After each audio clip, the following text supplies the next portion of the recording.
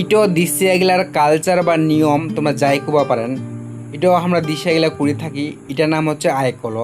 এটা প্রত্যেক বছরের শ্রাবণ মাসের প্রথমের মাথায় প্রত্যেকটা দিদি বা প্রত্যেকটা বোন যারা বিবাহিত তারা ভাই বা দাদাগিলাক এটা খাওয়ায়।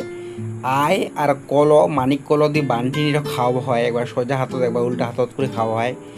এই খাওয়ানোর মাধ্যমে এটা জানানো হয় যে ভাইয়ের আয়ু কামনার থেকে দিদিগুলা এটা খাওয়ায়, প্রায় ওই ভাইফোঁটার নিয়মের মতন।